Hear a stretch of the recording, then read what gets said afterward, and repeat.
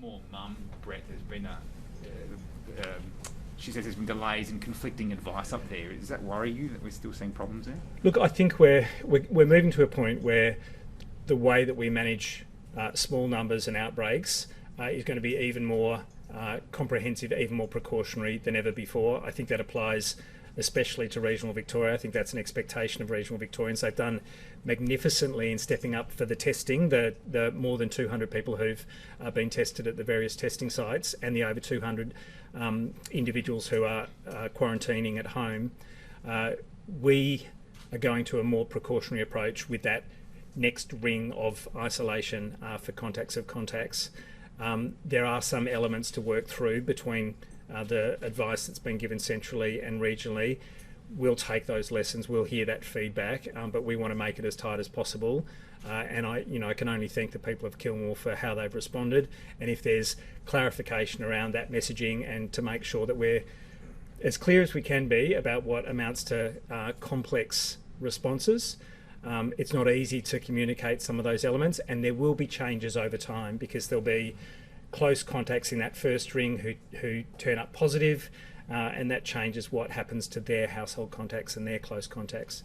So there is some trickiness there, and I do apologise if there's been confusion, but we're committed to making it right, and we do want to take that additional precautionary approach now that numbers are so low, and now that we're out of stage 4. In stage 4 we were all effectively in a kind of quarantine situation. We were only leaving home for those 4 essential reasons. Now that there's greater movement in regional Victoria especially, we need to have that really strict advice for contacts and their contacts. On some of those cases, Brett, in Kilmore, families were called up by the DHHS and told that their contacts of contacts had to isolate, but they say they weren't really given an explanation for it. They just said, it's an order that we've been given, we're passing it on.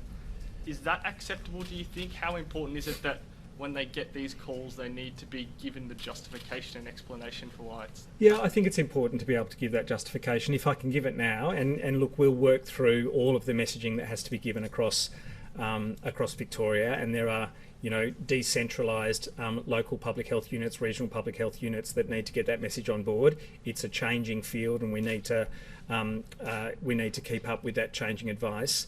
The justification is that close contacts have always been at risk from a case. They are potentially exposed people who may develop illness any time 14 days after that exposure. What we're doing with the contacts of contacts is recognising that when a close contact becomes positive or develops symptoms, they've actually been infectious for the 48 hours before they've developed symptoms, and maybe 3 or 4 days before they've got that positive test back.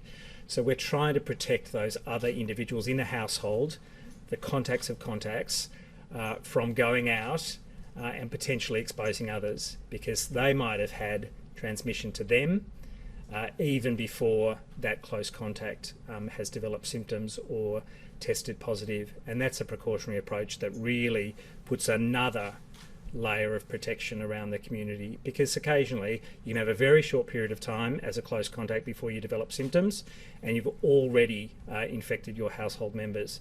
Clearly you can't do that with 700 cases a day. Clearly you don't need to do that when we're asking everyone through stage 4 in Metro Melbourne to stay at home, other than for the 4 reasons. But it is an approach that we can and must take with these final numbers. Do you fully trust the systems that we have in place? Yes, I do. I mean, I accept that there will always be gaps and things that we need to tighten up, things that we need to review because there's feedback about what isn't working, and that'll be from our own staff, centrally, regionally, in our local units, but any community member who speaks of the difficulties or the mixed messages or the inconsistencies is a lesson for us, and we should take it as well.